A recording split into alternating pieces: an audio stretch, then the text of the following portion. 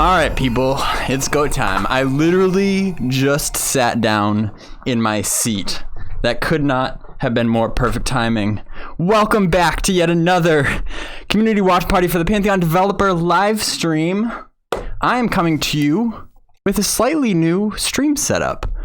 I like it. You can't see it from your angle, but on my monitors, I've got some new monitors, new layout, slightly different camera angle. You might notice for those of you that frequent these.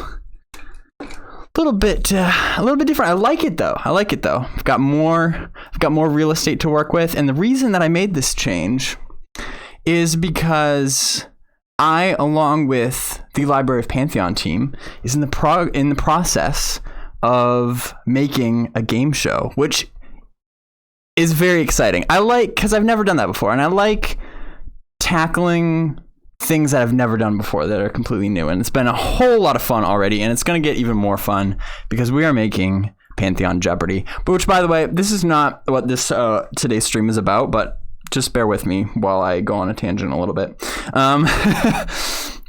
Library of Pantheon, you might have heard this because I announced it first actually in my newsletter, which, by the way, I don't talk about this very often, but I have a newsletter called The Lantern, which summarizes every month. It goes out once a month, everything that I have been doing that previous month. You know, all the videos that I've been working on, projects that I've been working on. If you want a nice little summary, it's free. It's delivered straight to your inbox. I think there's a link at the bottom of my Twitch channel that you can just put in your email address and get that newsletter so that you don't miss anything. Anyway, so sometimes it's a summary of what I do that month, but then I also, when I can, try to fit in some brand new news that I haven't shared anywhere else. And this month I announced that Pantheon Jeopardy is in the works. It's just like Jeopardy. It's just like the classic game show Jeopardy, except it's all about Pantheon. We're going to be doing some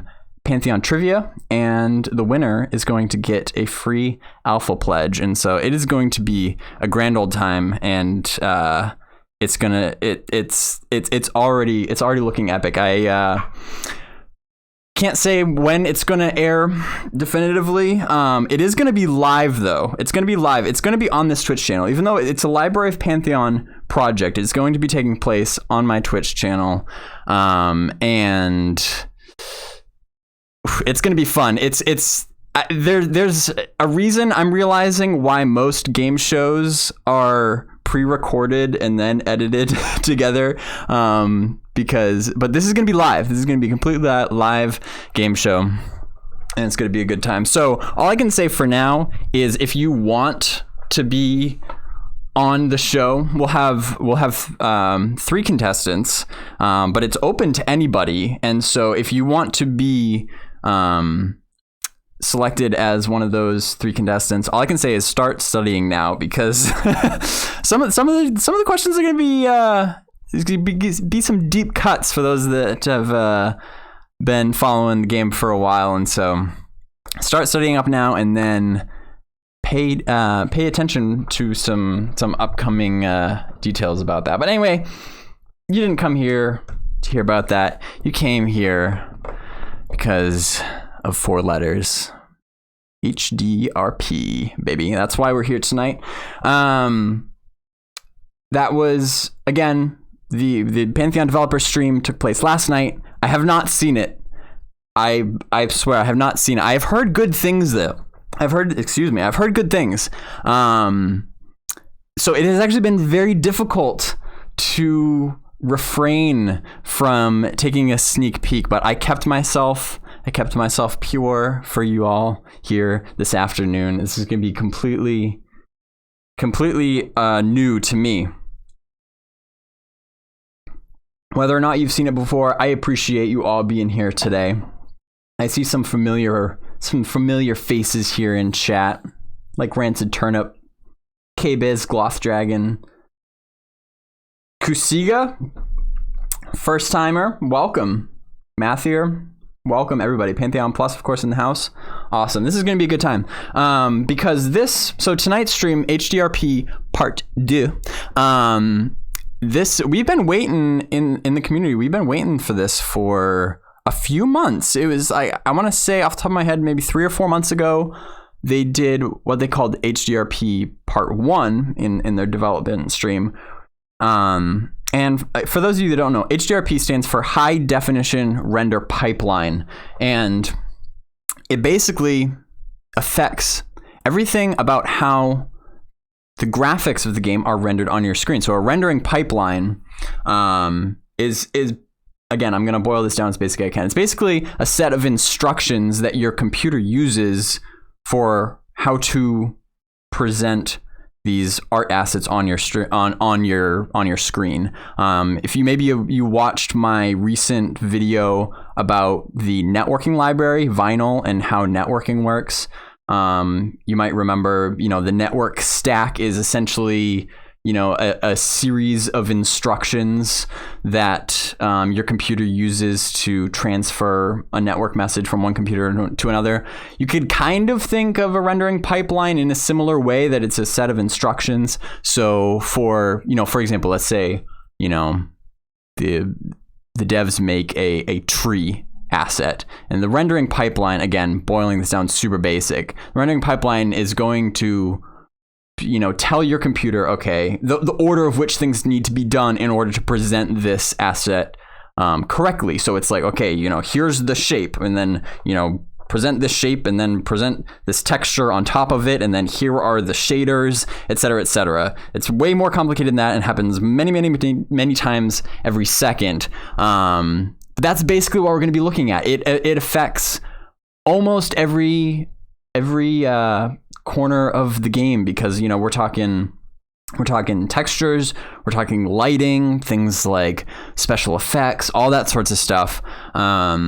So there should be some eye candy tonight. There's not, every stream isn't always jam-packed with eye candy, but that's okay, because the bottom line is that developing a game isn't just about graphics. Graphics, we've talked about this many times before. Graphics don't make a good game, okay? And as such, when you're developing a game, there's a lot of other things, like the network library that we're just talking about. Very important stuff that you can't really see with your own two eyes, because it's all going on under the hood. It's the infrastructure. I mean, it's so important. Things like performance and balance and all these things that you can't see with your own two eyes, but need to be done and take time. And so that's why having such an open crowdfunded development like this can be so difficult sometimes, is because those things need to be done, but it's not fun really from our perspective on the outside to watch that happen. A lot of people, especially if they don't really understand how game development works, a lot of people, they will only excuse me, I don't know what's wrong with my throat today. They'll only judge the progress based on what they can see, the graphics. Like, that's how they determine whether or not the development is going well, which is kind of unfortunate.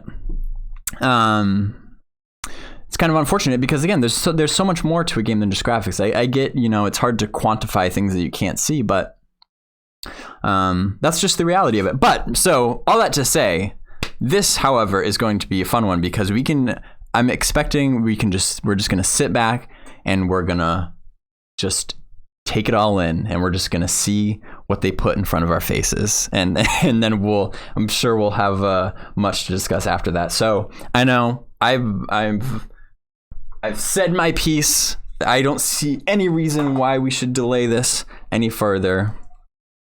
I'm going to throw the headphones on, and we're going to dive in. Does that sound good? Does that sound good? You guys, grab your drink. I'll give you a second. Top off your drink, so everybody settled in. Olsen 105 says, "Hold on to your imminent smugs. It's going to be a good show." You're plugging my merch for me. I don't even need to do it. I love it. Go to designbyhumans.com/shop/BAZGRIMTV to pick up your Imminence 2022 mugs.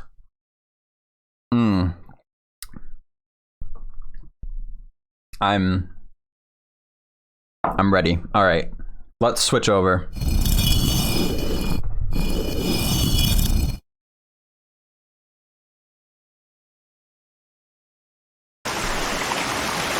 I hear, whoa.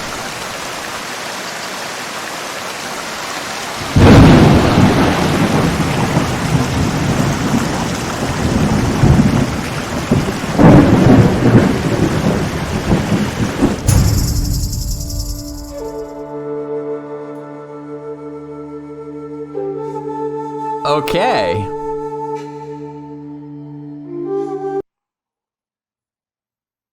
Oop. Whoa. Okay. What's up, everybody, and welcome to the March 10th, 2022 Pantheon Rise of the Fallen development stream. So while that was new, that was like a cold open. What is this, SNL? Like, okay. That caught me off guard. Can we just watch that again? Can we watch, let's, I'm gonna watch that again.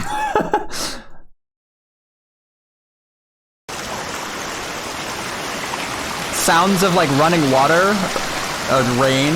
Okay, we've got rain. We've got lightning. Like weather. Just full on weather.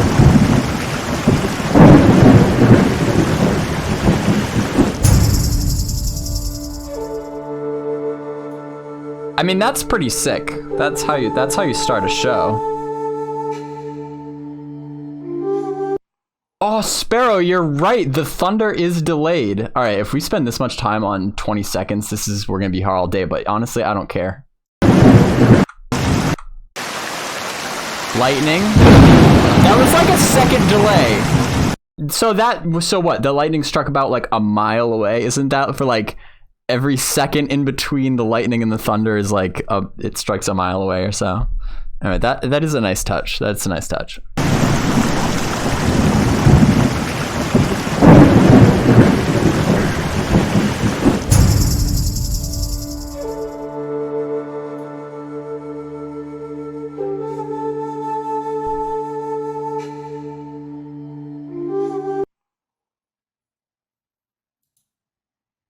What's up, everybody, and welcome to the March 10th, 2022 Pantheon Rise of the Fallen development stream. I am your host, David Roenick-Schlau. With me is my co-host, Anthony Guidi, aka Minus. Hey, what's going on? Excited. Hey, Joppa's back for this stream. I just noticed. And returning to the show is our creative director, Mr. Chris Joppa Perkins. How you doing, everybody? Glad to be here. So we got a big slate tonight. Really excited about this one. You know, it's labeled the HDRP Part 2. I think that more important than anything else, this stream is going to give a little bit of a flavor of what being in Pantheon feels like. What the immersion factor that I think it may answer a lot of questions. But before we get into that, let's talk a little bit, Chris, about HDRP, where we are with it, and sort of what that means for the game going forward. Okay. Yeah. Well, so what we're hoping to show tonight and what we've been planning to show for the part 2 is kind of the additional systems, the rest of the systems that we wanted to bring online to complete Pantheon's environmental kind of suite of systems. So what we're showing today is a concentrated example of all of the HDRP features, the underlying tech that we've been working on since we began the conversion process. Specifically, one of the most comprehensive of those systems is the biome generation system, and this is what allows. How is audio, by the way? I feel like there's a big difference between Roenick's mic and Joppa's mic. I think I'm gonna turn them back up. If Roenick is too loud, just blame him because I want to make sure Joppa isn't too quiet here. Yeah, I think I'm gonna just boost them. Obviously, I don't have control over their individual mic levels, so I'm just going to err on the side of loud. These highly detailed biomes to capture the diversity in the various parts of the world. Oh, you say they turn him up? Oh, okay, that's good to know. What kind of grass, what kind of flowers, bushes, trees, the entire gamut of the flora, and then our ability to quickly create distinct biomes for the different parts of the game world. As you can see, it's so handy to have people who come from the future who knows what's going to happen later in this stream. All right, I'll adjust it. I'll adjust the audio when they do. We've gotten our day-night system in place. I'll keep an eye on it. The weather system. And so tonight is taking a specific location in the game where all of these different things are in place. Oh, there they go. I think they just turned them up. Kind of digging down into what they are and a little bit of how they work, certainly how they look. And we've tried to do all this from the vantage point of being actually in the game. So we've had a lot of tech-heavy streams of late. Our goal with this stream was to actually show in-game footage, that this is not just tech inside of the Unity engine, but this is actually, playable game. And right. Okay. So just to kind of reiterate what they were just saying, and I was going to mention this earlier, the HDRP Part 1 stream that happened 3 or 4 months ago, that they called it tech and tools. I mean, because HDRP is a technology. It's not something that VR invented, like vinyl, but HDRP, it's a Unity technology that they are just integrating with their game, because all the assets and stuff that they have created need to be compatible with this new technology. It's not just a matter of like flipping a switch and then suddenly the game looks different. So the first one, the tech and tools, was talking about the tools that they use on the development side to make the changes related to HDRP. But it sounds like this is going to be like, the result of what they actually have done with those tools, which is obviously, like I said, probably a lot more exciting to look at. It's a lot more interesting to look at a painting than it is to just look at paint brushes. Not, the other one that the other stream was, it was good. I would definitely recommend watching it if you're more interested in the development side of things, which I think is important to have an understanding of that. But all right, sounds good. So with that said, huge milestone for us and can't wait to dive in. Let's do it. Awesome. That's good. And David, before we start firing this up, just to give everyone a heads up, we're going to be actively checking out chat. We will have a session at the end of this for some questions that we'll take live, and maybe even take some while we're going through if we see something that relates to what we're talking about. But buckle up, because you're not going to see a lot of this screen tonight. I think that you don't have to worry about the shining off my head.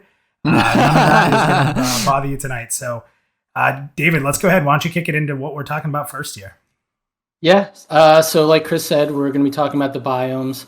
And actually, CP, if you want to just sort of talk about what we're seeing and where we are in game right now.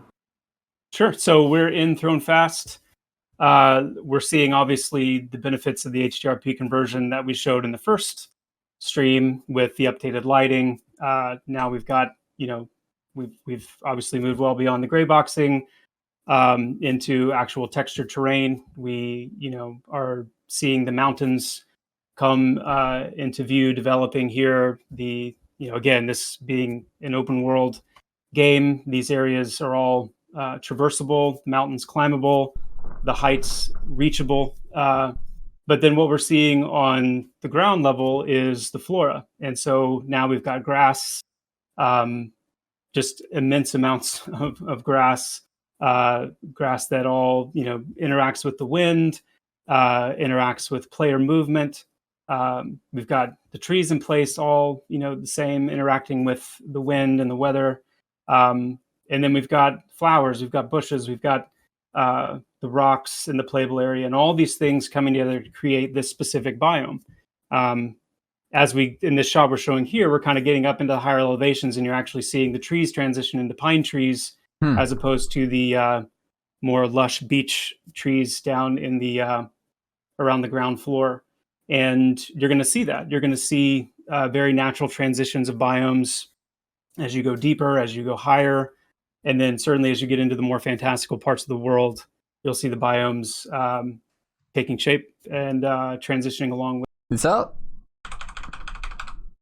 a sewer pipe?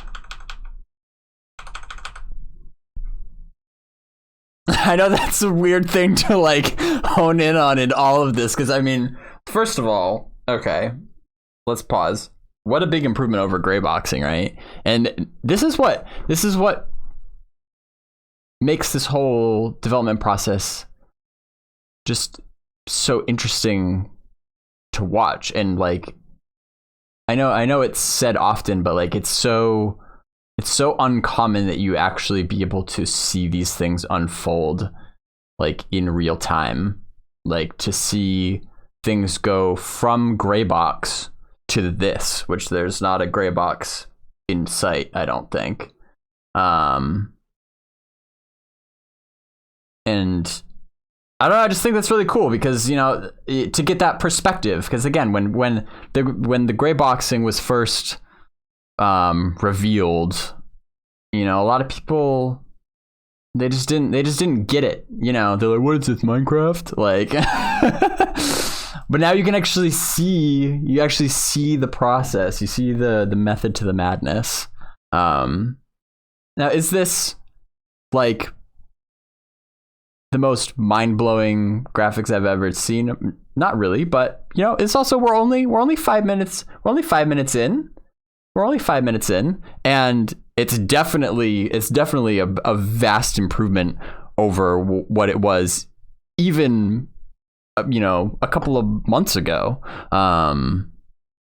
Just seeing everything come together, like the grass and the bushes and the trees and stuff, it actually is looking more like, oh, this is an MMO world, you know, just cool. Along with that, right? And I think, you know, going back to what I said earlier, you know, about things feeling more like Pantheon and what it means to be in the game. Things like the trees swaying, and you'll see later, you know, we have some of characters moving through the flora and stuff.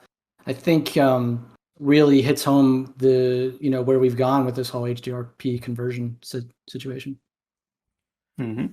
Yeah, I just think Chris, we've talked a lot about the adaptability of the tools. You know, the reason we showed some of the different areas because of how specific, and we kind of talked about possibly even showing some screenshots and like, you know what, no screenshots on this, but you know, you were kind of showing how you can really manipulate how flora is placed and what makes sense for it. So you're not seeing things that should be out of place with how we design. So I thought that was really cool. Did you want to talk to that at all, or what that's done for development? Well, it dramatically speeds up the process of getting areas to look and be more finished more quickly, because, you know, these things are not hand placed. Certain things will be hand placed still when we really want to dial in a specific POI, or create more of a, you know, a hand tuned area. That you're not going to be able to get that kind of a feel without, you know, hand placing things. So there's still, you know, some of that is done, you know, in each of the areas we're working on. But what we're able to do and what we set out to do with these tools is to say, okay, for this, you know, however large of an area we want to span, these are the kind of trees that you would see, the different species of tree, the different species of, you know, bush and kind of understudy type flora. These are the kind of grasses, the kind of flowers. This is the kind of climate, you know, typically in this area. And so these are the kind of, this kind of lushness or barrenness or whatever that is, taking elevation into account and so on and so forth. And then allowing these tools to, you know, generate that across a very large area. And then, you know, as a kind of due process, we scan that, we observe that and study that, and we, you know, make hand tweaks where we feel like they're needed and necessary. But the point is, what this allows us to do is get the massive game world that we're building with Pantheon online and into a finished state much more quickly across the board. Awesome. Yeah. So obviously we have a lot to cover. Let's head into our next topic, which is the water effects, or actually the water in general, in you know, where we are with that. Well, I'm going to stop you. We're going to jump into foliage with us running around. Oh, we're doing the foliage first? Yeah. Just kind of ties into what we were doing there. So, spoiler. Yeah. I thought we were... My bad. A little bit more. No, a little bit more in the biome here. And we had some fun running around. So you see us as our characters. Everything you're seeing, if we didn't mention already, this is in-game game footage, every piece. Do we know what zone so this nothing is? here is in Unity. Everything is us running around on the server. Just Avendir's Pass? Game world. Or Throne Fast? Even when you see like those flyover shots, we have a camera that's built in that we can use to do that. So again, it's all in game, and sometimes you'll see it from a character perspective, and sometimes you'll see it from like that capture. Throne Fast, yeah, makes sense. There it is. Yeah, here's me running into a bunch of bushes, as I generally do on my walks. Is that a raccoon? No, I think we wanted That's to a just show giant how, like, raccoon. interactivity Holy here. cow! Like Minus was talking about, when the character moves through the grass or runs through the bush. That is a rodent of unusual size, if ever I've seen one. Holy cow! It's cool to see them run through it, though. You can see that how the grass and the bushes actually like react to them. There's some movement there. Chris, would you like to add some? Not a lot of movement, but a little movement. I think this kind of speaks for itself. Again, this is these aren't camera truck shots. This is actually running around in the game. It's great to see. Awesome. And no Ronics were hurt during the filming of this footage either. Yeah, when we were capturing this last part here, I thought for sure this raccoon was going to get him. I think he had aggro on, or we might have seen it right on stream. So, gosh, that would be the worst. Death by a raccoon. He'd never live that down. So moving on, we have a lot to cover. Let's head into the water and sort of where we are with water in Pantheon. So this is obviously, we're in Throne Fast. This is not a still shot. Obviously, you can see the trees in the water moving, but the light on the water, wow, the reflection. Really, the team's done such an amazing job of sort of getting this in quickly. Wow, that looks really good. Mm-hmm. Yep, indeed. Water. Subsurface scattering. Part of this game. It's such an important part of the travel and the exploration. The sense again of verticality.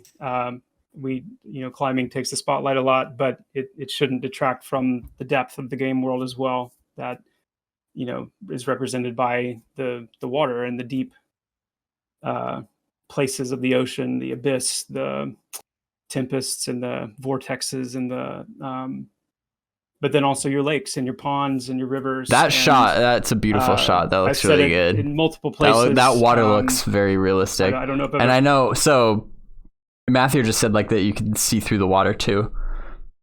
That is a really good effect. So this is called subsurface scattering. So, and it looks pretty good. And it's imitating how light reacts in real life. If you want to have realistic looking graphics, you need to teach the lighting in the game how to behave like real light would work in the real world. And with water, if you notice in a pool, for example, if you're in a pool, when light hits the surface of water, it doesn't just keep going straight. It refracts and it scatters, and that's why you get weird looking effects. Like you have ever seen somebody who, if you're outside of a pool looking at somebody who's standing in a pool, they look a lot shorter than they would be if they weren't in the pool. Things like that you can see through the water, but the plants, and again, it's subtle, but the plants look kind of like more wavy when they're under the water than when they are above the water, and they're a little darker, because obviously water isn't perfectly see-through, and so it looks a little darker. So yeah, this is that's pretty impressive. And again, like some people were saying earlier, totally understandable that this is none of this should be considered like they're never gonna touch it ever again. It's still everything in an MMO is always a work in progress. Like even after they launch the game, it's not going to be like, oh well, we don't need to touch it ever again. Like that's what patches are for and expansions are for. It's like it's an ever evolving process. So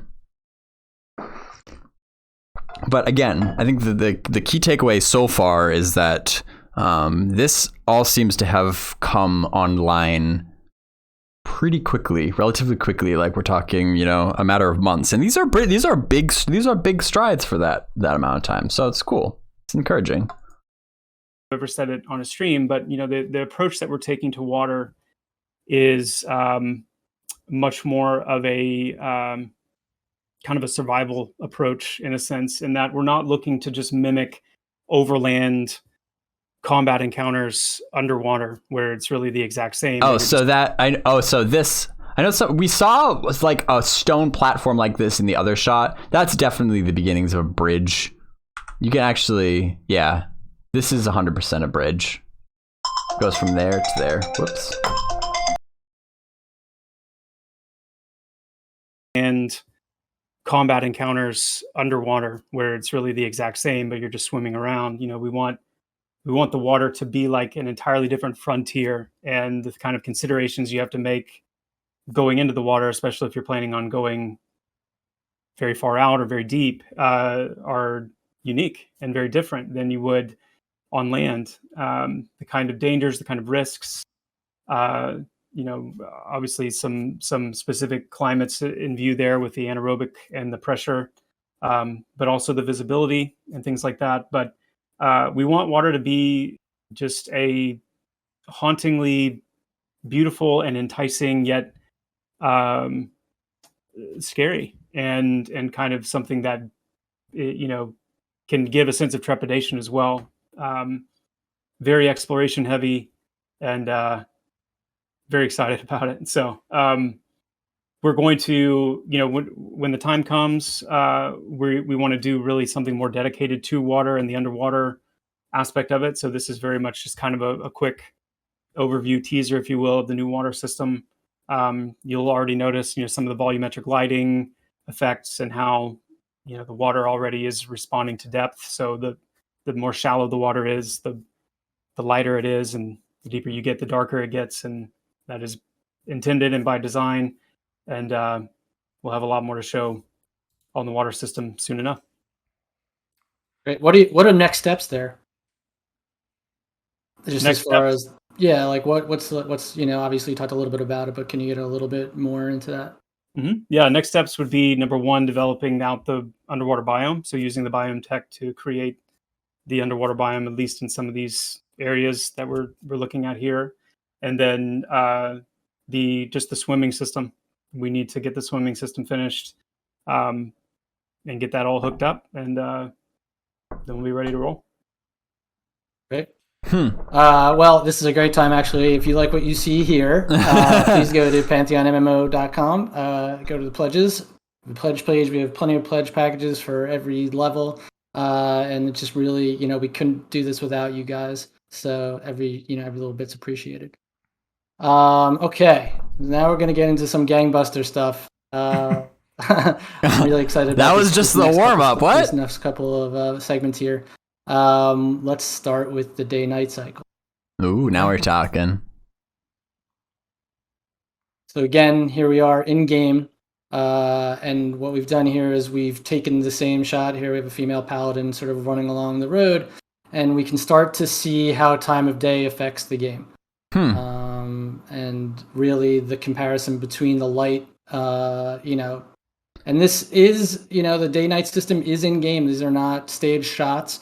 This is, everything is ready and rearing to go here.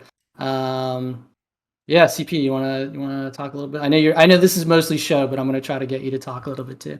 Yeah, I'm gonna show the next one here, Chris, while you talk about kind of what this means. Like, what does it mean when you feel this? Because unfortunately, we're the only ones that sort of feel what this is like now, right? Going into a world with a time of day. So kind of curious on your thoughts. Well, I'll give my thoughts. Gosh, lighting makes such a big difference. And I like that.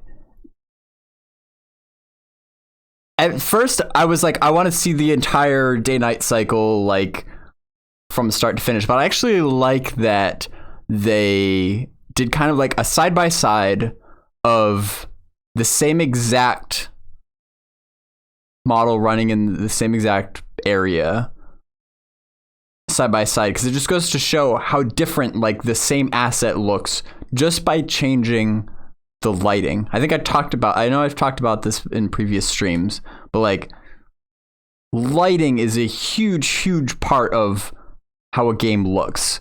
And whether or not, you know, the graphics make you say wow when you first see it, because you can have really amazing high detailed models, but if the lighting is crap, it's gonna look like crap. Like that's just how it is. Everything, you know, our entire perception of the world around us is just based on light bouncing off things into our eye. And we're really used to seeing the game in this middle with the lighting of this middle panel, which is like a really harsh, like midday, just top down. Yeah, look at the shadow. Look at the shadow on her feet. It's a very small shadow. It's almost directly below her. So that means that the sun is almost directly above her. The light source is just a little above her and to the left maybe. And so when you get this like harsh top down lighting, you lose some of the detail compared to something over here where this is like looks like a sunset type lighting. You get the shadows that are kind of adding more depth. Yeah, I think this is a perfect demonstration of how just a relatively simple change of lighting completely changes the mood of the game. It's one of those funny things to talk about because it's not like time of day is a new concept or a new thing. I mean, it's not anything that none of us are used to seeing. But to speak specifically to what it means in Pantheon is that it is a massive step forward towards realizing the level of immersion that we're trying to achieve. Look at those stars. It's a lot of stars. You know, not only because of the basic effect that a good day-night system has, where you're able to watch the sunrise, see the sunset, and you know the world is kind of going on its natural cycle. But a lot of the significance of the day-night system is with the way we plan to handle in-game events, if you will. And we could talk a long time about that, but to throw out a couple of examples, on the adventuring side of things, you know, this is the same model? His like white hair looks pitch black in this one. But yeah, I mean, this is new.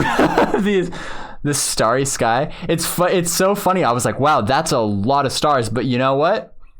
They don't have the light pollution of cities like we do. So that is, you know, I think that is a good representation of how it should look. It's so dark. You can almost barely see the model, but like that's good. Like that's how it would look. He's not carrying a torch. Like that is the right amount of darkness. Somebody was commenting that this other shot with the other model, like that is, I would agree that from this angle, it actually doesn't look very dark. Although, you know what? This might not be like a middle of the night. This is maybe like a dusk thing. Like the sun has set pretty recently. I don't know. I'm just guessing. So there's still some ambient light because this is clearly not as dark as this, which is like almost pitch black middle of the night.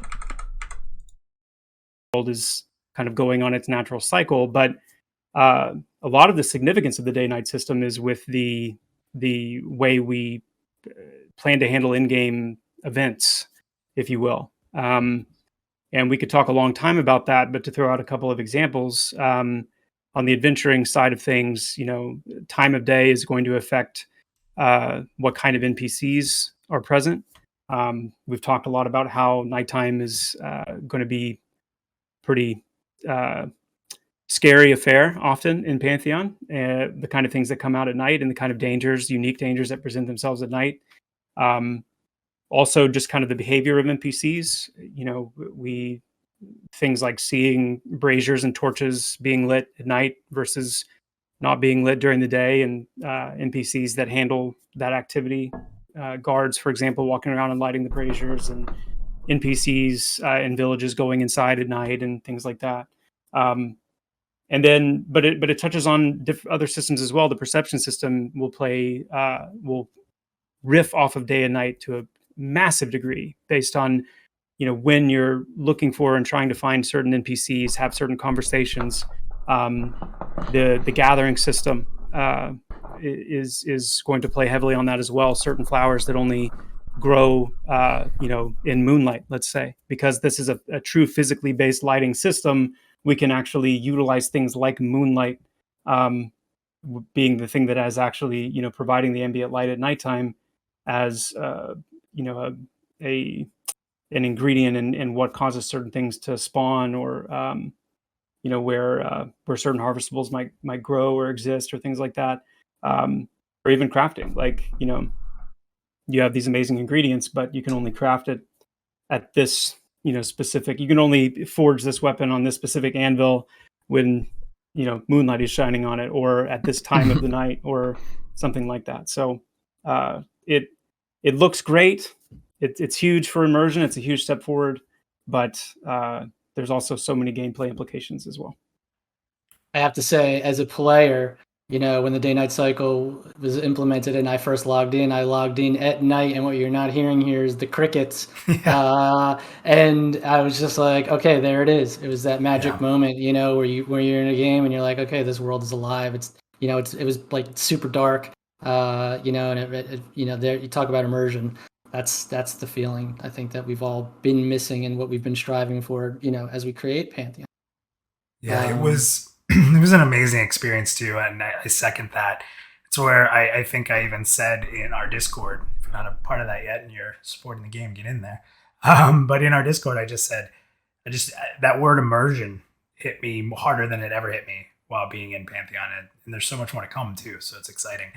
We have 2 flyovers. I just didn't want to interrupt you, Chris. You were going through some great stuff there. So let's go ahead and we're going to show 2 different flyovers that we have for different times of night. Yeah, so this is purple. This is the dusk, right? Because the dawn is a little bit more golden. Yeah, I love the sort of, the weather's a little cloudy, and you get the sort of, it's you get that fantasy element. Jeez, that is dark on the ground. And then we got a night flyover. Let's show that. Oh, there's the crickets. Darkness. Whoa. And, I think for a long time we've talked about how darkness is going to affect players, right? From spells and tools that you're going to have to carry around and all that. Oh, there's the crickets. People are hearing them. Got it on that one. There you go. Well, and what I think this shot, we're flying through the sky here, so you're getting like a really open face. It's a little even lighter. When you're on ground level and you're going through the roads and stuff, it's dark. If you don't have a torch, talk about things that could kind of creep up in the night. I love the look of these like braziers. So so this is the bridge, the arches to Throne Fast. Wow, I can't believe how dark it is. That's gonna happen. Oh yeah. All right, David. Well, how about the next one? Because this one is a fun one here. Why don't you introduce it then? I'll let you. I don't want to steal all the fun. You go ahead. So we've seen some day night. We've seen water. We've seen the foliage. We've seen the biome. So. And we've talked about interacting with the world and how it can change battle, right, Chris? Things can change for abilities. So one of the other pieces that we're going to get into next is weather. So we're going to go ahead and show some shots here. Dave, if you kind of want to give an idea of what we're highlighting here, and then Chris, you can jump in. Mm-hmm. So this is just a vertical rise heading up into the clouds. Look at those dudes up there. How did they get up there? Sunny days, and there's days where there'll be some clouds in the sky. I think the vista with the clouds is really, really sweet. Yeah, Throne Fast is they picked a good zone to show off. It is a little. All right, we'll just go. This is clear, right? And then we're traveling along the road. This is what you'd expect. But then here we go. Heavy fog. You want to talk about immersion? You want to talk about mood? You want to talk about having that sort of medieval no feeling kidding. or Holy setting? cow. Like when that fog set in, and I almost felt the mist on my face. I'll give you guys an inside scoop here with David. When he found the command to check out the fog, I think, David, remember, what were you saying? Like the scale? You kept saying scale for the giants, right? You're like, oh, the scale, it's huge. It's so big. It's scale. It's big. When the fog hit, I think David talked about it for about a solid hour, about how much he loved the fog. So I got really excited. This excites me. Listen, I'm going to be honest. Good. Like, you see rain or you see thunderstorms, you see other things like in games. When the weather, you can see the difference between a clear, sunny, or even like partly cloudy day here, and then when the fog sets in, it just totally changes the mood. It's like a different zone. It really sort of brings you. It makes the world feel alive. Mm-hmm. Yeah, look at that.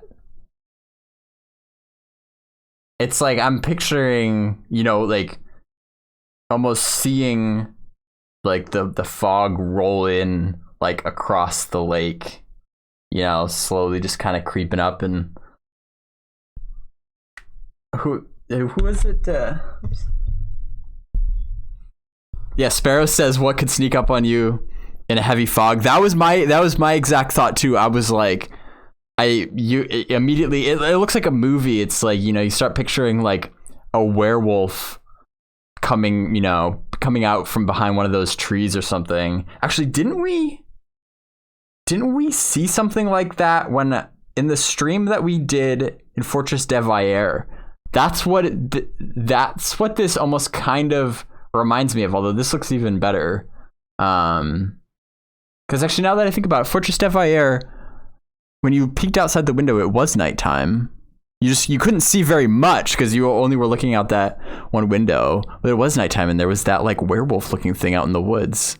That's what this reminds me of. Hopefully, I mean, this is supposed to be like a noob area, like outside of Thronefast. So hopefully there aren't these like high level werewolves that are out every time it's nighttime. Maybe sometimes, because that'd be kind of, that would be fun. We talked about sometimes it's cool that maybe for there to be like one mob that's like way too high level for this area that just comes and just demolishes noobs every once in a while. That can be memorable. But yeah, I mean, Ronix right. It instantly changes the mood. It looks like a completely different zone. But it's cool that you can get that sort of feeling. Like it feels so much more dangerous, and this is just a low level zone. And the cool thing about this is, how the degree to which these things can be dialed in. So while this, for an area like Thronefast, is a very, it's just like a very foggy day. I mean, a very foggy day. Yeah, that's dense. In Thronefast, but we can dial that up to 11 depending on what we're trying to accomplish in a certain zone. And it's not even a static thing. I mean, this can be dialed in to roll in as a natural, weather-based occurrence. So it could be, either coinciding with like a special event in an area like this. We could dial the fog up even further, make it even thicker, or you could have parts of the world that just live, in this dense blanket of fog at all times. And then one day the fog lifts and for the first time, you're seeing an area that you've never seen before in its more of its fullness. And it just gives us an amazing amount of control in a more dynamic way to how we can, dial these different things in. But yeah, another beautiful example of the weather system at work. And again, between, you saw the day night, you saw the water, you saw the fog, you see the weather. These little things kind of visually make a difference, not only in terms of the visual aspect of the game, but like you were talking, Chris, like what we can do with NPCs or, what's hiding behind that fog, like what's in the middle of that rainstorm at what time of day, there's so many variables. And again, we're not reinventing the wheel, but, I feel like it's really helping set the tone and the mood for the game right now for Pantheon. Totally. So we have 2 more clips of weather, but I left sound in. So you guys might hear us get quiet for a minute so everybody can kind of take this in. But 2 more shots of different weather here. So first one is trying to get back into Thronefest.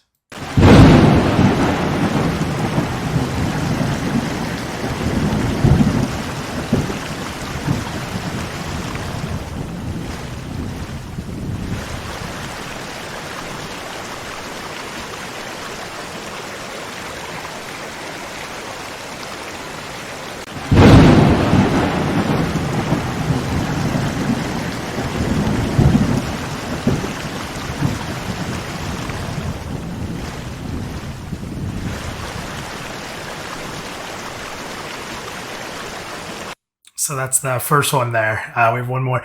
I love in the chat, we're seeing them talk about like the lightning and how it lights the area up. Yeah. That was probably my moment, David. That was like your fog when that lightning hit. I was like, oh, look. You can see. Yeah. Pretty amazing. That's why we rolled out that teaser. We was like, we have to put that at the beginning. And here's one more. If you don't have a torch, you just gotta hope that lightning strikes like every few seconds so that you can see where you're going. That's a cool effect. Now this is just gonna show you like what it looks like sort of at the beginning of a storm. And Chris, you kind of said too when we talked about the fog, the storms are the same way. You can have a heavy storm, a light drizzle, like all of that's also controllable, right? So, So this is just a quick shot. It's a still shot, but it sort of shows that. So here we go with that.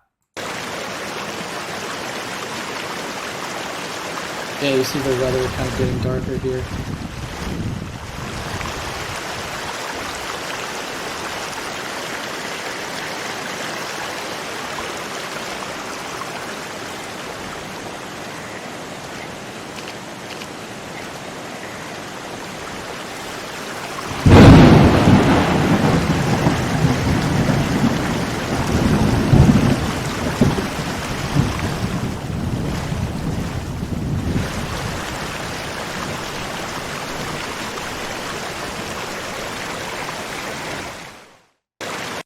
So another really cool shot. We wanted to show how that looks when it sort of rolls in, and I don't know, just Chris, exciting, right?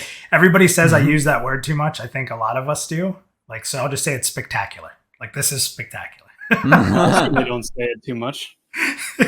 Hey, Yeah, I forgot. And again, Tony, like you said, this is the heavy storm. There's light storms. We can control the variable. And Chris, I don't know if you want to talk about how, if there's going to be a chance that some players might be able to manipulate this sort of environments and stuff. Sure. Yeah. Well, I don't think it's a secret with the Druid class, for example, that we've often planned for them to have certain abilities during a storm when lightning is present and things like that. Like we've shown off in the Sleepless clip a while back, kind of pretty good while back. But lightning strikes that have actual points of impact, and everything that we can possibly do and push to make the world feel more real and immersive, we're reaching for. And so weather should be more than just, it's beautiful. It's I've heard many people saying like I could just sit and watch, and you will. There'll be lots of people that climb to that certain vantage point or run to that certain place and just sit and listen to the rain. And that's something you can do and enjoy in this game for sure. But in terms of the way that it affects battle, or the kind of things that grow after a fresh rain, or any number of things that we can pull on and push on and yield and use and wield to create a game world that you can interact with in all these various ways, we're going for. So like with most things, expect it to be more than just a visual experience. Excellent. So David, we wanted to leave it open to take some questions. So chat, please start firing some questions in there, and we'll try to call those out and get some answers. But while we do, we want to show one last video. So we'll play this video as we're taking questions and answering some of them. But this video you're about to see is a sped up slightly time lapse. Actually, it's a really sped up time lapse of a day-night cycle. So you guys can kind of see how it all changes over. So I'm going to fire that up on the screen, and we'll take some questions. So ping minus if you want, or David, and we'll look at questions. So mine is Mind of Minus. I think I'm just Ronick. Yep. Oh yeah. Okay. Yeah. Ronick. Yeah, this is what I wanted to see earlier. And let's get some questions answered, so you guys will be able to watch this day night. Oh, there we go. Sweet. What? So, Chris, I did see people asking. We talked a little bit about the Druid class. What in the world? And obviously, CR was in there, so thank you, CR, talking a little bit about some of this stuff being placeholder and how some of it, is still being worked on. We're obviously at a pretty early stage. Everything's evolving. We kind of can say that at anything when you're in pre-alpha, right? So, let's see. We have... All right, so someone asks... Oh, good. No, I was going to say, somebody asked me if snow soon.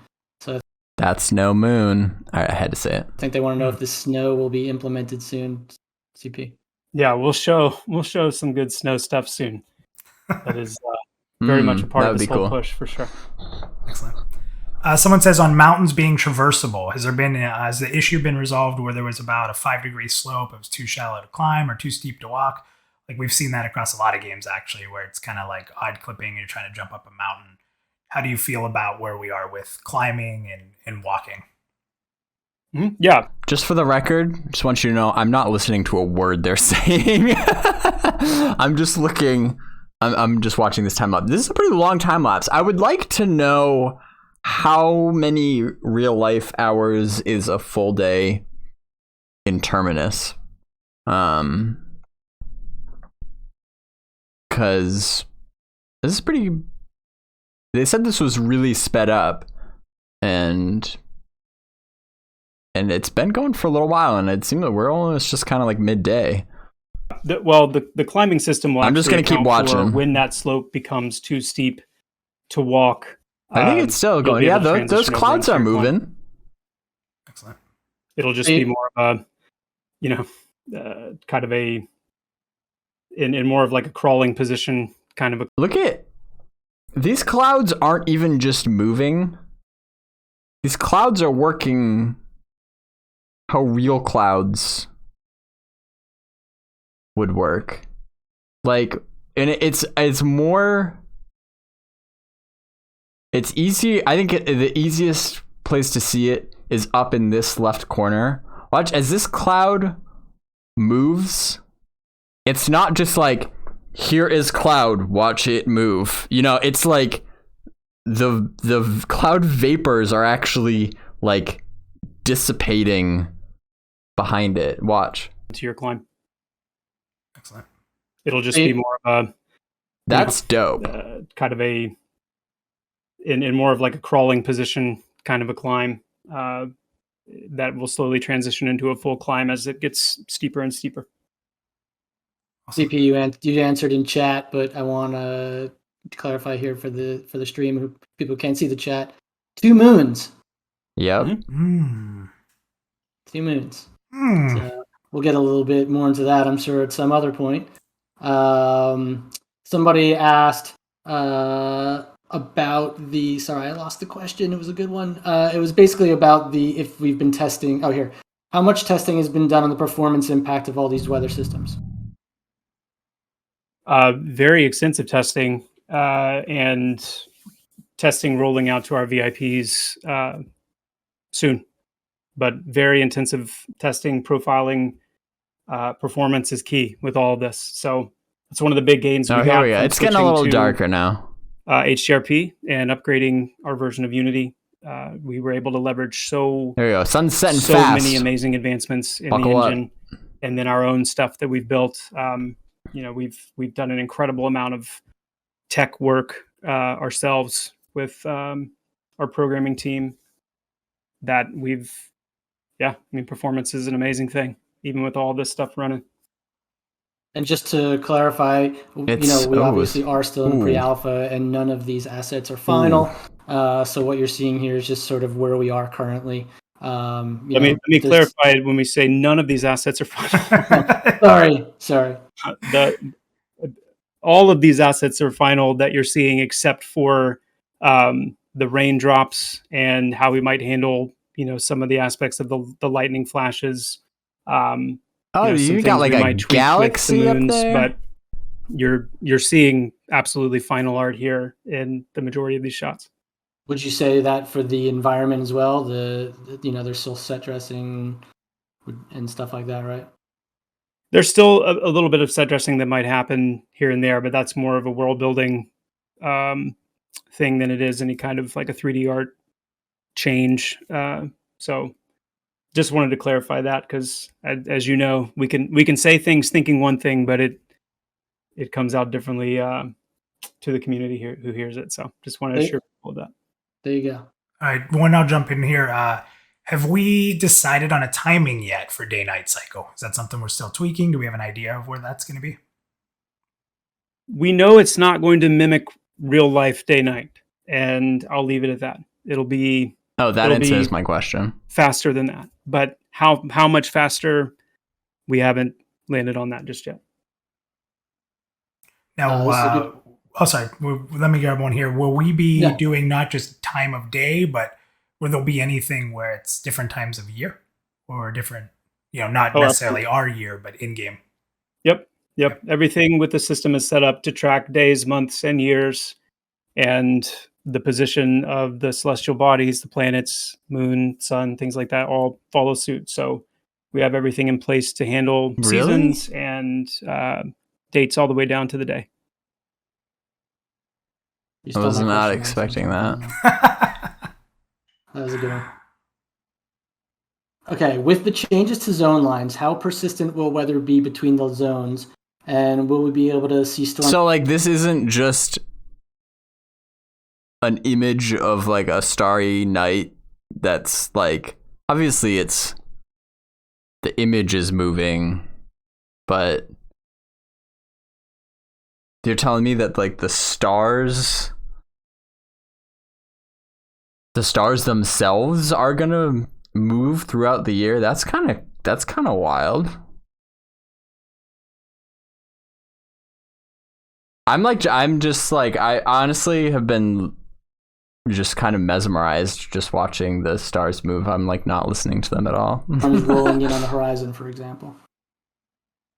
That is one of those areas where there's what we would like to see, which is, as much of a kind of a borderless, if you will, experience. But that is where we start running into some performance considerations where I'm not going to commit to one or the other yet. That was the end. Until we're sure that it's not going to have an undue performance hit to do something like that. So stay tuned on that one. Oh, it's going behind the clouds. Pyrophobic disposition. That is a huge moon. That's a big moon. They're mooning us big time. And it's red. It's so red. Positions in action. We've seen that. Now, in that darkness... And yes, there are two moons. That's not news, by the way. You lore aficionados have known that for a while. That Terminus has two moons. It's interesting, like... Terminus, really the story of Pantheon is very, with all these planets and collisions and stuff, it's very, the backstory of Pantheon is very, rooted in all these different types of celestial bodies. So it'll be interesting to see how that is represented in game. How far do they take it? Like, not just, maybe stars behave differently in this universe, or moons behave differently, like just even as far as physics are concerned. Somebody had mentioned, like, how does having two moons, especially a moon this close, like, is that going to affect tides? At all, like, or maybe to what degree? Because it does in the real world, but this isn't the real world that we're talking about here. So, it brings up some interesting things to think about. Anyway, like I said, I was not listening for a vast majority of this. So if you bear with me, okay. So that was the eye candy, and that was impressive. Bear with me. Now we're gonna rewatch that segment. Now I'm gonna listen. I'm gonna listen to what they're saying now. We want to show time night cycle on this minus people asking. We talked a little bit about the druid class, and obviously CR was in there, so thank you, CR, talking a little bit about some of this stuff being placeholder and how some of it, is still being worked on. We're obviously at a pretty early stage. Everything's evolving. We kind of can say that at anything when you're in pre-alpha, right? So let's just answer a question. Grizzly asked, did every race's planets get pulled in? If so, more than 2 moons. That's not exactly how it works. So these moons, these aren't planets that the home races, that the 9 playable races originated from.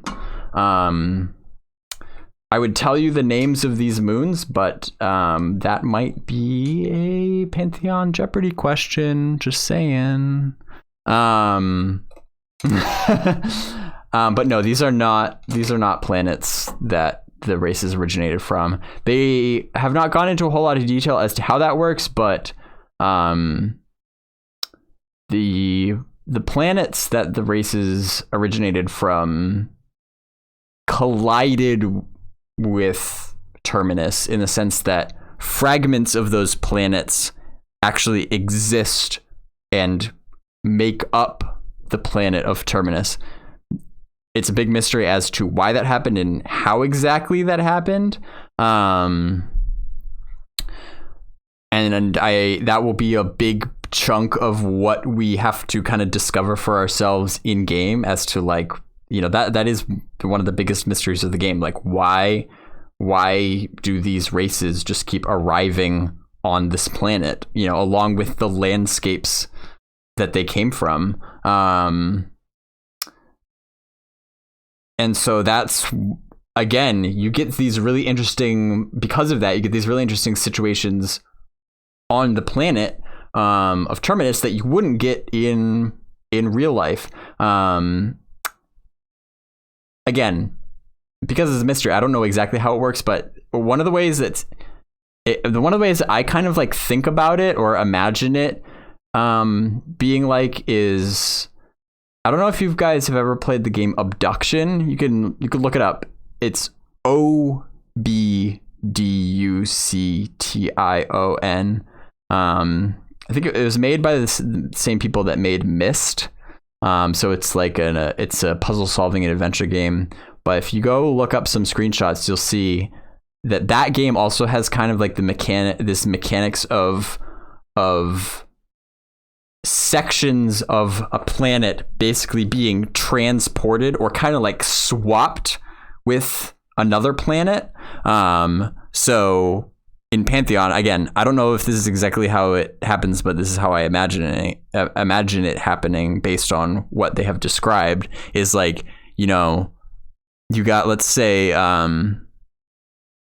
Roa is the planet that the Archai come from, and then you've got Terminus, and then there's like a chunk of Roa gets replaced with a chunk of Terminus, which then is, somehow, again, mysteriously transported. And with it comes, all of the landscape and the beings, that were on that chunk. And the reason that, it's compelling because you can have, these two chunks of two very different planets that end up literally being like right next to each other, and you just walk from one to another. And it creates like a really interesting dichotomy, and biomes that you wouldn't normally see. It's also genius as far as future expansions go, because they could just make an expansion where hey, there's been another collision, and so here's these new zones and a new playable race, and it's built in. It actually flows with the lore story of the game. Let's see. We have. All right. So someone asks. Okay. Good. No, I was going to say somebody asked me if snow soon. So I think they want to know if the snow will be implemented soon. CP. Yeah, we'll show some good snow stuff soon. That is very much a part of this whole push for sure. Excellent. Someone says on mountains being traversable. Has there been? I live in the Northeast, and we get a lot of snow, and especially this time of year, you get very tired of seeing snow. It's March. We just got some snow the other day, but because it's March, just the weird weather that we get around here. It literally snowed. We got, I don't know, maybe 2 or 3 inches or so. And then the next day it's 50 degrees and the snow is melting. But still, the snow is just, I've seen enough snow for this year. I'm done with it. I don't want to see any more of it unless it's in Pantheon. That I would like to see. Yeah, has the issue been resolved where there was about a 5-degree slope? It was too shallow to climb or too steep to walk? We've seen that across a lot of games, actually, where it's kind of like odd clipping and you're trying to jump up a mountain. How do you feel about where we are with climbing and walking? Mm-hmm. Yeah, the climbing system will actually account for when that slope becomes too steep to walk. You'll be able to transition over into your climb. Excellent. It'll just be more of a, kind of in more of a crawling position, kind of a climb that will slowly transition into a full climb as it gets steeper and steeper. CPU and also, Recent Revelry made a really good point a little bit ago about the issue with the day and night is that they've stated some NPCs will close shop overnight, so having a 24-hour match means that 8 out of 24 hours things will be closed by inference, which is it's a really good point. That's why if the gameplay is predicated on time of day, it's really not fair. You really can't have a 24-hour in-game day-night cycle and have it exactly match real life, because you get tons of people, most people can probably only play during certain times of day and maybe only for a couple hours, and they've stated they want Pantheon to be playable, be able to make progress in a couple hours. So what if you're that unfortunate person that only has a couple hours a day to play, and you just happen to be in a part of the real world where when you log on, it's nighttime in Pantheon, and so literally you only ever see Pantheon at night, and there's content, because the content reacts to the in-game time of day. There's content that you will literally never see because you only log in when it's nighttime, and so there has to be some kind of offset so that even if you log in at the exact same time every day, sometimes it'll be nighttime, sometimes it'll be daytime, but you're still seeing Pantheon in all of its fullness. Answered in chat, but I want to clarify here for the stream, people can't see the chat. 2 moons. Mm-hmm. 2 moons. So we'll get a little bit more into that, I'm sure, at some other point. Somebody asked about sorry, I lost the question. It was a good one. It was basically about if we've been testing. Oh, here. How much testing has been done on the performance impact of all these weather systems? Very extensive testing, and testing rolling out to our VIPs soon. But very intensive testing, profiling, performance is key with all of this. So it's one of the big gains we got from switching to HDRP and upgrading our version of Unity. we were able to leverage so many amazing advancements in the engine, and then our own stuff that we've built. We've done an incredible amount of tech work ourselves with our programming team. That performance is an amazing thing, even with all this stuff running.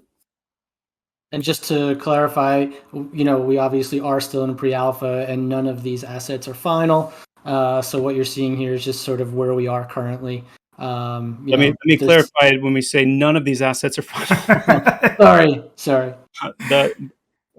All of these assets are final that you're seeing, except for the raindrops and how we might handle, some of the aspects of the lightning flashes.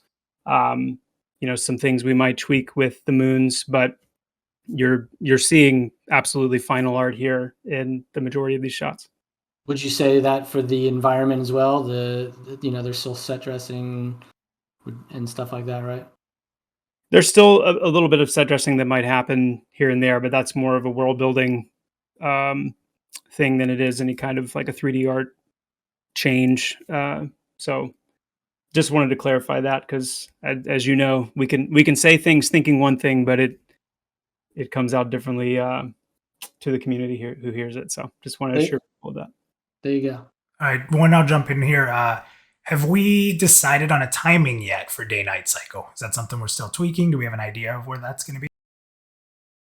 I know that Jabba's intention was to provide clarity there, but I'm not, and it kind of did, but I'm not sure it provided as much clarity as he would have liked, because I guess it depends on defining what is an asset,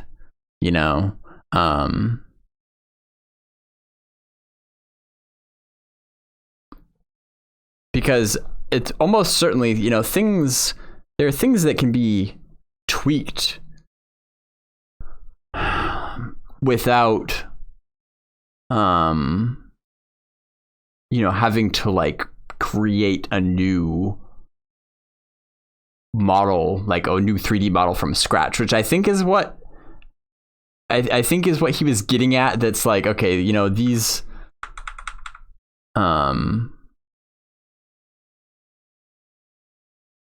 these arches, they're not just gonna scrap these and have to make new ones, like those are usable, perfectly usable assets.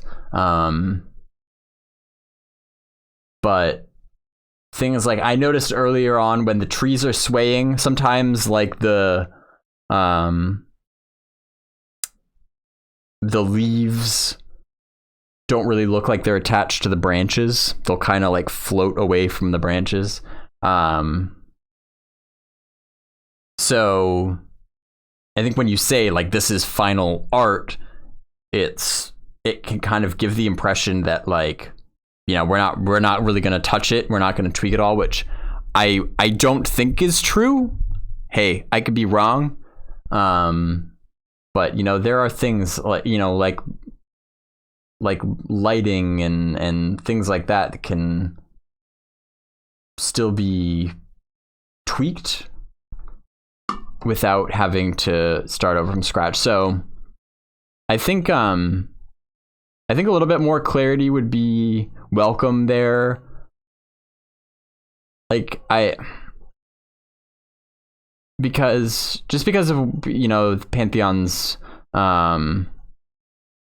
development process, I think I get where the question is coming from, and there's a lot of kind of like hesitancy where it's like, in the past, they have had to go from Unity assets and redo whole zones and things like that, and so it's definitely understandable that the community would want to hear like, is that going to have to happen again, or is this actually, what percentage of this is actually launchable? What percentage of this are they happy with? And what do they anticipate still needing to be tweaked? Because again, I think it probably just comes down to kind of a difference as to how you define like art and assets, because that's like a very broad topic. So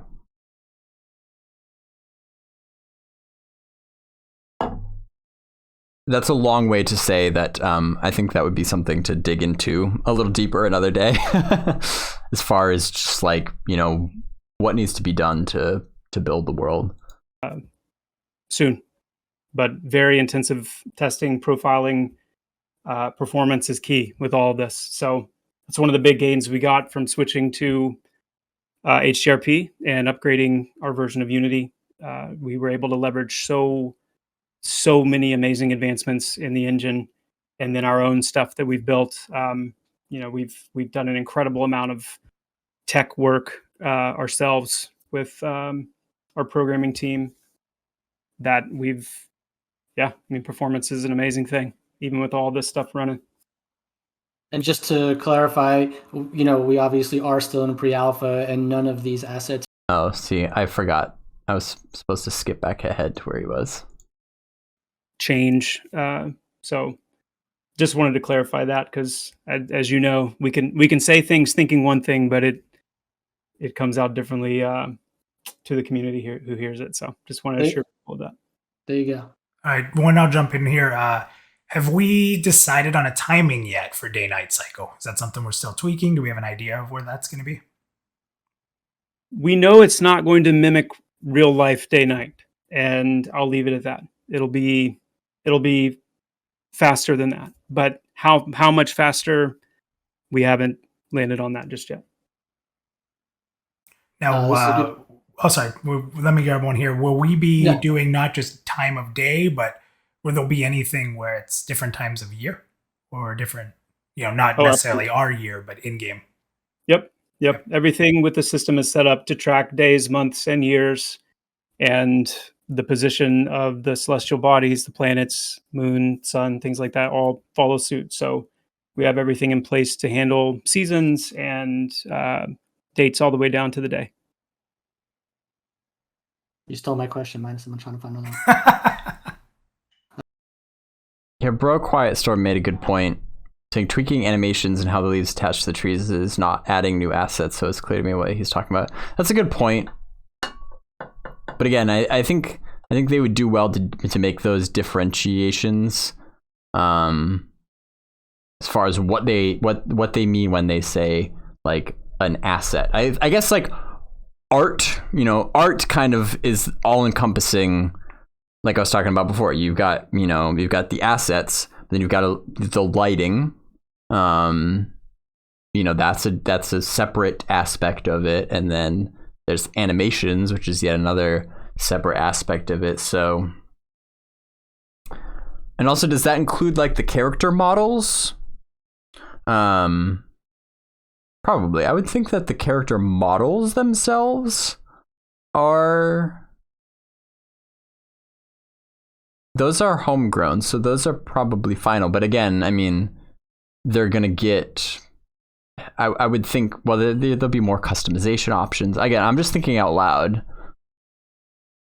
Animations, certainly, we know that animations need a lot more work, which, that affects a big part of how the character models look.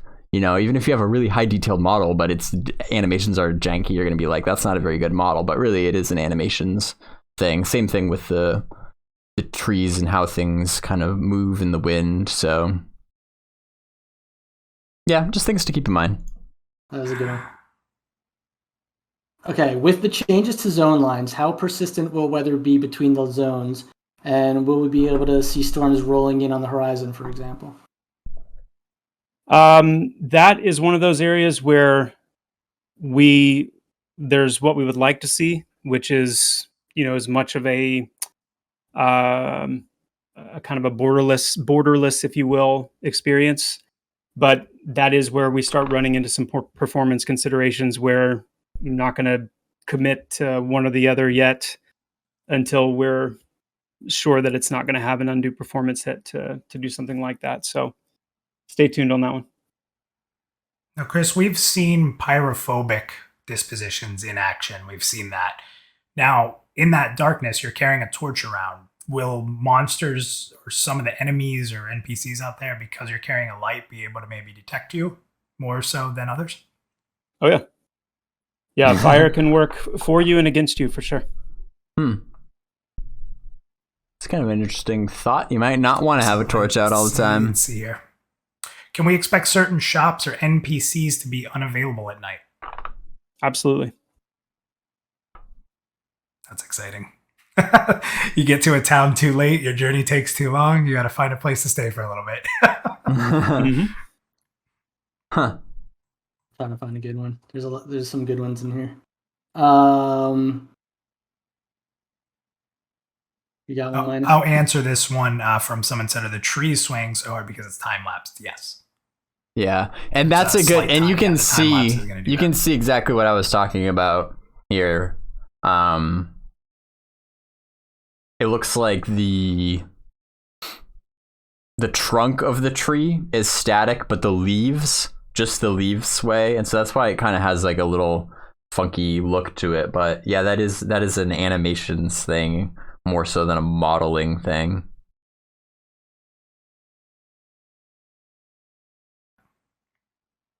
And also correct me if I'm wrong here, CP, because now I feel like I need to be corrected. If the wind, the relative wind, will affect how much the swaying happens as well, right? Oh yeah, yeah. I mean, it's already you can tell a very large difference between a heavy storm and the amount of fluttering and turbulence going on in the trees than like a light breeze for sure. Awesome. Yeah, we'll take a couple more, and then I think is there any videos you want to see again? Yeah, does anybody want to in chat if you guys want to see it again? And we'll have this up on our YouTube, obviously, chat channel pretty soon, and you guys can. I'm sure this will be one that people will kind of go back to, and all of them. Yeah, they want to see the rain. All right, we're gonna do the rain again. All right, I'll throw the rain on here. Let's get that going. Let's get that going.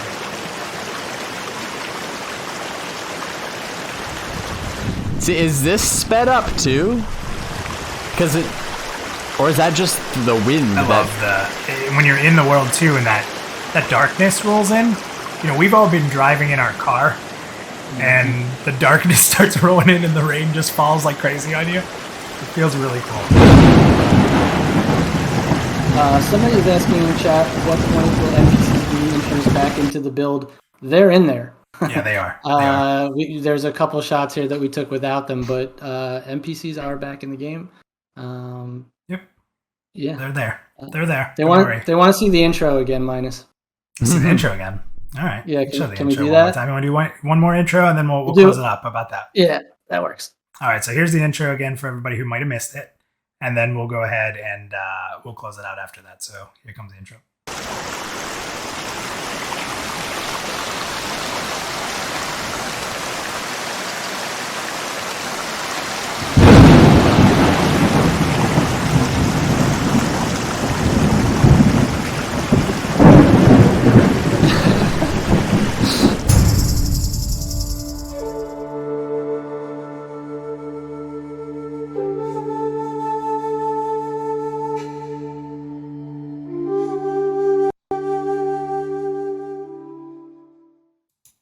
So there it is. Well, we were excited to show this one, David. So how do you feel it went? How did can you guys in the chat give us something? Emoji us. How did everyone feel about tonight? Was it as exciting for you guys? We were trying to hold the hype back, right, David? One of the things we never want to do is overhype. We understand everybody likes different things.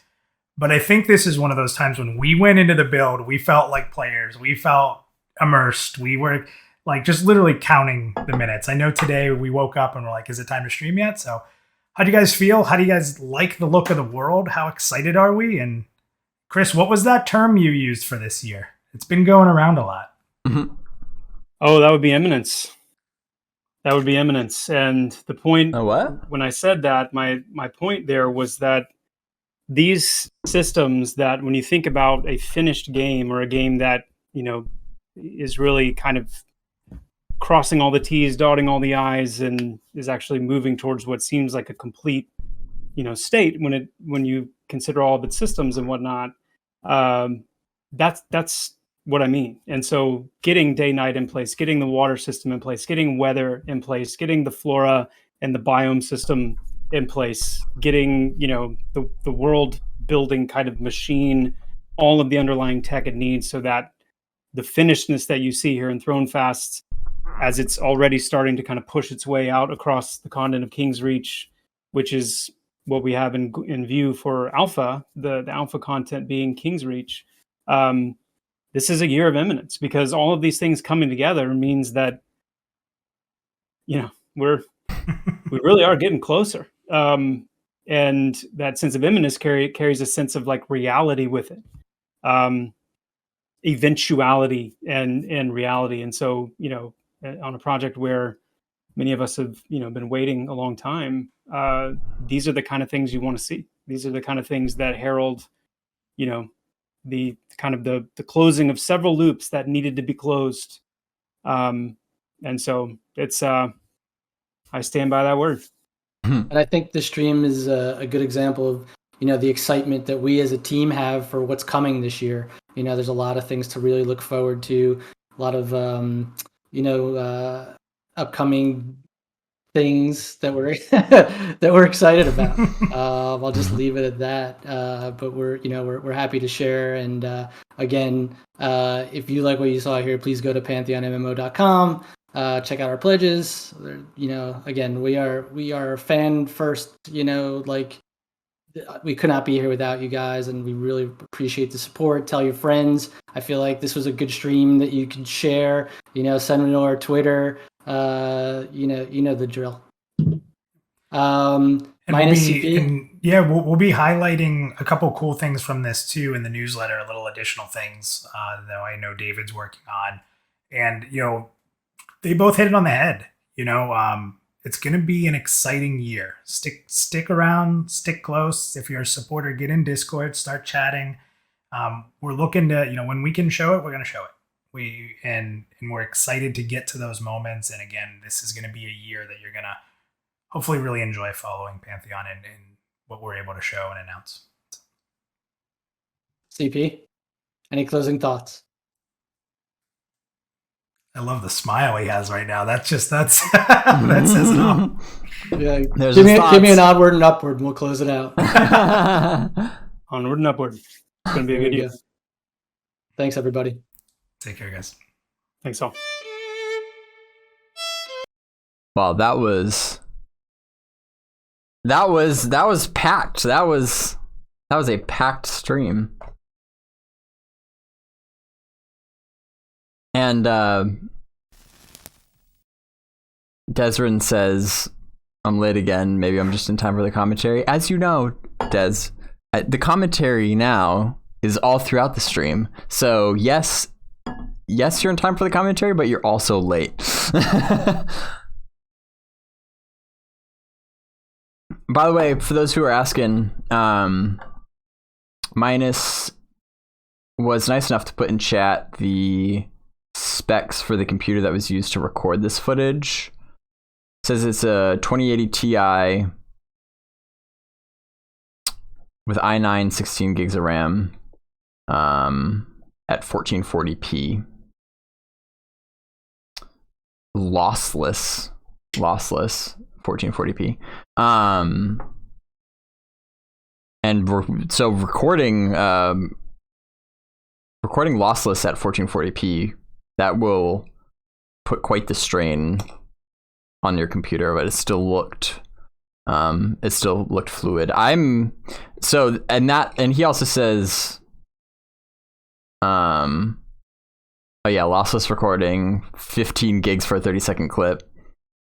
Any hitching you see is more so in-game camera we can use. It's not a tool that's been worked on much, and it's only used by us for content capture. I'm curious to see, wink wink, whenever I get the chance to jump back in and record or stream some footage of the game, because my my PC was decent at the time that I got it, but this is we're pushing 5 years on this PC now, so it's certainly not top of the line by today's standards at all. Not compared to the PC that was used to record this footage. So I'm curious, that will be kind of like the final telling moment when I can actually get my hands on it, hopefully someday, and present that to you, because so last time in March, was that last year? Or was that the year before already? When we did the Fortress Dev IR stream, and the game ran very smoothly, and again, while recording. It's like most people aren't gonna also be recording or streaming the footage as they're playing, so you would get even better performance if you're not doing that. But it was very smooth when I played it. So again, it will be interesting to compare that to this post HDRP to see, even if on a very kind of affordable PC by today's standards, if it still runs as smoothly. Because again, the beautiful graphics are great, but it kind of takes you out of it if it's choppy. But that's not that's not necessarily the case. Higher quality graphics aren't always going to give you a noticeably worse performance, because it all comes down to the nuts and bolts of how those things are implemented. And if they're implemented in a way that is efficient and streamlined, then it should be just fine. So that'll be the final test.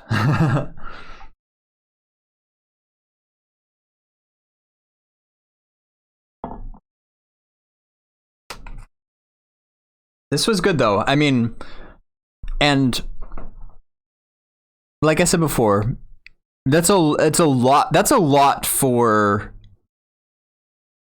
the span of time when we last checked in.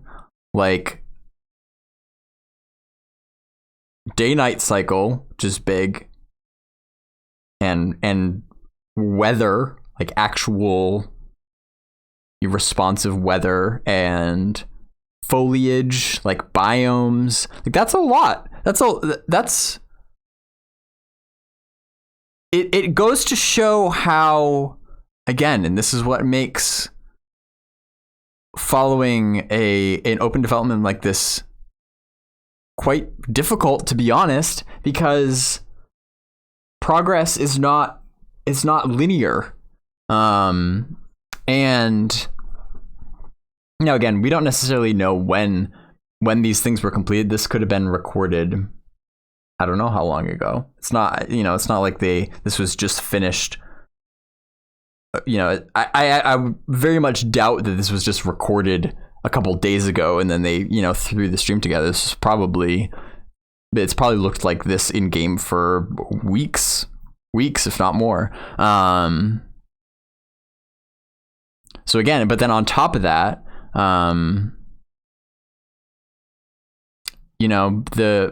our perception of progress from the outside, and just the way progress works on creative projects in general, is that you might get these long periods where it's kind of like a slog. You're trying to work through these really big problems, and so progress might seem kind of slow for a while, and then if somebody's checking in, they might look, wow, this progress is really slow, like, and then they'll take that time frame and then they'll like extrapolate it and come to conclusions based on, okay, well, you've accomplished this much in this span of time, so if we project that forward, they're like, well, you're not going to finish this game for another 17 years, like, but it's not linear like that.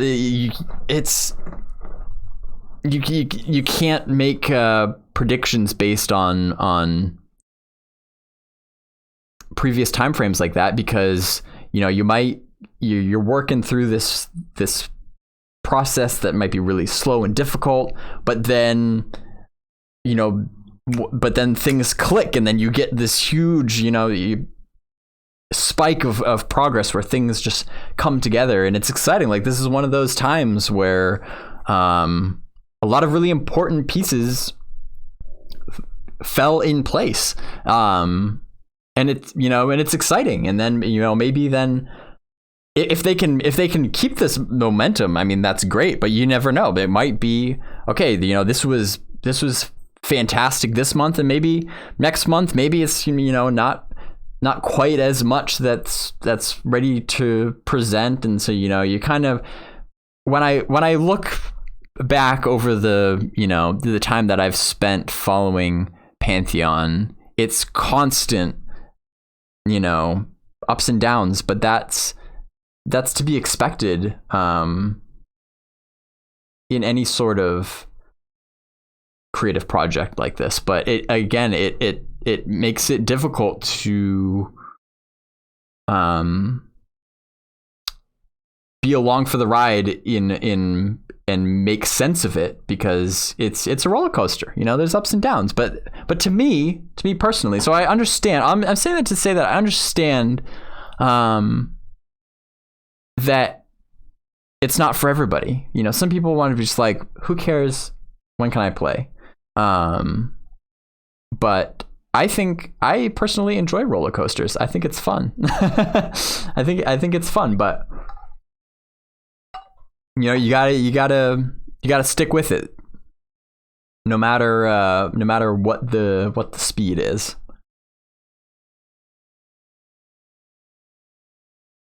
Sorry, I gotta scroll down in chat. I missed my chat was paused. So I gotta catch up. Bro Quiet Storm says, this is just the first pass of the full HDRP conversion. They've repeatedly stated the models, animations, and the final polishing of the game to look release ready is not a priority at the moment. They still have all the other systems to put in and test first. Once all the other systems are in place and tested, then they will start polishing. They've even stated that they are looking to hire an animation company, so I would keep all this in mind when viewing the stream. Well said. I think that kind of sums it up nicely, because you're right, they have said that. So again, I think it would be helpful for Joppa to clarify like what he was saying when he meant like, okay, what assets are final, because I'm sure that there's some things that don't need to be touched, but the overall like presentation of it, that shouldn't be conflated to mean that what you're seeing is this is what it's going to look like at launch. It's still through tweaking, not even any talking about any major overhauls or anything, but even just through tuning, it can look quite a bit different. So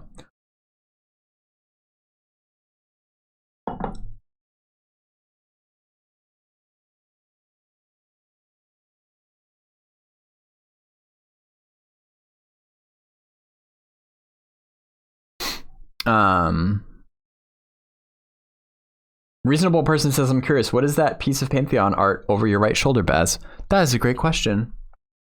This is my collection of Pantheon memorabilia that I've collected over the years, mostly from conventions. I should do a video sometime. Maybe I'll do it on my Patreon page in the future to do like a walkthrough of my studio, and I'll go through all of the stuff on my shelf then. But since you asked, so I won't go through everything right now, but since you asked, this is a full page ad for Pantheon that appeared in the book, the I don't know, what do you call this thing? Like a guidebook? Like it's a, let's just call it a guide for PAX East 2018. When I went to PAX East 2018, and followed Pantheon's appearance there at their booth. That's where I interviewed Joppa about all the classes that kicked off all the class reveals that happened throughout that summer. And that's where Black Rose Keep was first debuted. And I got to play the game there with Joppa. We took down Fiona Rydia in Black Rose Keep. That was a blast. So yeah, lots of good memories on that shelf, and I cannot wait for the next time that we can cover another Pantheon convention, because it's been a while between just all the refactoring work that Pantheon did after that, and also just COVID. Like, screw COVID. Conventions were shut down for a long time, but maybe, just maybe, we're getting, you know, to a point where Pantheon's looking a lot better. It's looking a lot more presentable, and they're going to want to start spreading the word a lot more, and conventions are a great place to do that. So, and conventions are kind of starting to open up again. You better believe I'll be bringing my hand sanitizer. Actually, I think I had hand sanitizer before, because even conventions were already kind of like gross, to be honest. So many people in such a small space, but yeah, we might. I hopefully, you know, getting closer to a point where we can cover Pantheon at another convention, because it's just so much fun. So much fun.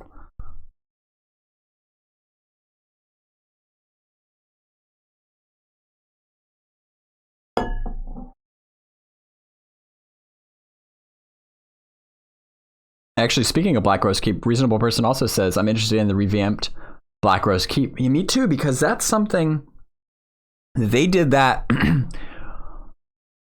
They did that a while ago at this point, but we have not seen hardly any of it. So again, after, you know, and it was in gray box last time we saw it. So now with you think about all the changes that they've made, that they've showed in this stream, that applied to, and Black Rose Keep already looked pretty sweet in gray box. So yeah, an update on that zone would be spectacular.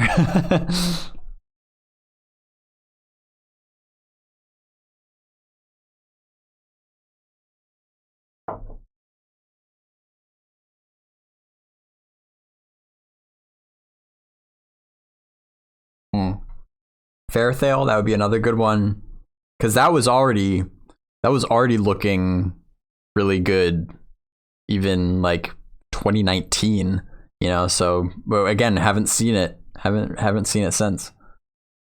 Well, I saw it in I think I talked about this before, in again in that Fortress d'Evair stream. We actually started in Fairthale, and I ran around Fairthale for quite a bit. But they didn't want us to release the footage of it, even though I can tell you from my perspective it looked great. But I guess they have different plans for how they want to, you know, reintroduce us to that zone. So again, you know, with the changes that they've made here, HDRP, apply that to Fairthale. That would be really interesting to see. So I'm curious to see what plans they have for showing that, because even before this HDRP tech integration, Fairthale already looked amazing. So to imagine that it could look even better.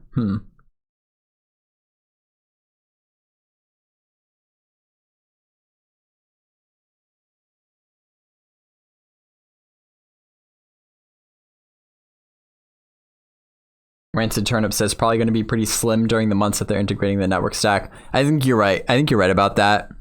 And in fact, so that kind of goes back to what I was saying earlier, where like this was probably recorded, a matter of weeks ago, which is smart because if in fact the network library integration is going on as we speak, which it was expected to, according to the last newsletter, because making the core changes to the network library like that, it's gonna break a bunch of stuff that's got to be, plugged back in. So it would be a good idea for them to have kind of preloaded, a good amount of footage, so to speak, that they can kind of ration out and share over that time, so that again it at least kind of smooths out those ups and downs that I was talking about earlier. So it's not like they just show everything this month and then the next month there's like hardly really anything to show, because again the work that has to be done at that time is going on behind the scenes or under the hood, where it's not as fun to watch. So it seems like they've probably taken that into account. But yeah, it'll be it'll be really interesting to see the next newsletter and what the alpha to-do list, what the reports are on that, progress updates, because it seems like they've knocked off some pretty significant things in even just the past month or so. So yeah, good stuff.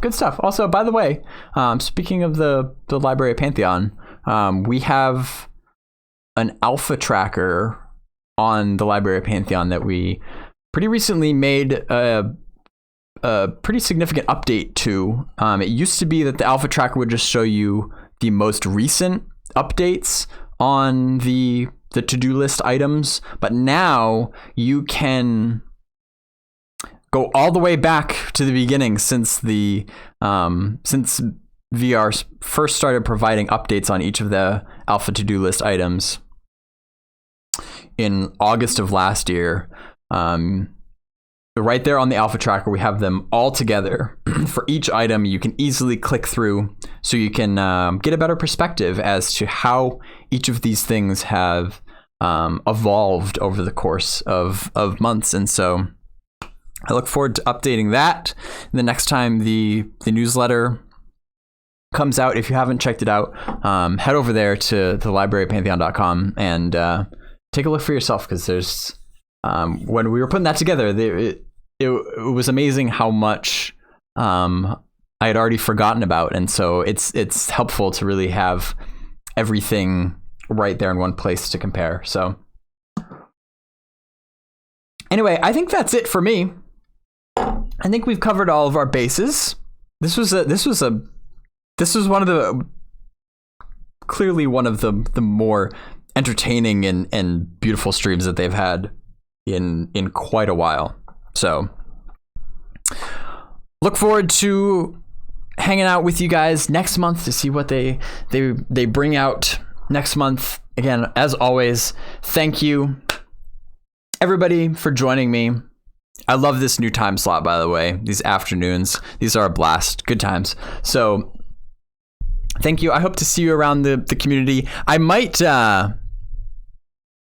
a YouTuber,